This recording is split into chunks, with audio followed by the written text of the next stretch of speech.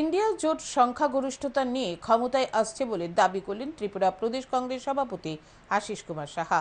4 June Lok Sabha নির্বাচনে vote গণনা, রাজ্যের 2টি লোকসভা নির্বাচনেরও গণনা হবে। দলীয় এই প্রস্তুতি খতিয়ে দেখার জন্য বিভিন্ন জায়গায় যাচ্ছেন প্রদেশ কংগ্রেস সভাপতি সহ কংগ্রেস নেতৃত্ব। শুক্রবার বিলোনিয়া সফরে যান প্রদেশ কংগ্রেস সভাপতি তথা ইন্ডিয়া ব্লকের পশ্চিম ত্রিপুরা আসনের প্রার্থী আশিস কুমার সাহা। সফরে এসে বিলোনিয়া কংগ্রেস ভবনে সংবাদ মাধ্যমের প্রতিনিধিদের মুখোমুখি হন তিনি। বৈঠক করেন দলীয় কর্মীদের সঙ্গে। তিনি এদিন অভিযোগ করেন রাজ্যে আইনের শাসন নেই, রাজ্যে কাজ নেই, খাদ্য নেই, জনগণ দিশেহারা। জনগণের মৌলিক চাহিদার স্বার্থে কংগ্রেস দল আন্দোলন গড়ে তুলবেন বলে জানান। পাশাপাশি তিনি দাবি করেন ইন্ডিয়া জোট সংখ্যাগরিষ্ঠতা পাবে এবার কেন্দ্রে।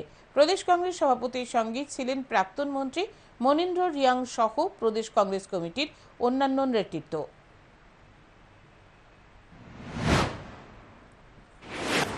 পশ্চিমবঙ্গে ইন্ডিয়া জোটের ফলাফল ভালো হবে।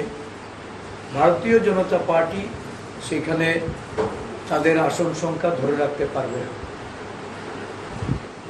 2019 নির্বাচনে যে আসন তারা জিতেছিল সেই আসন ধরে রাখতে পারবে না।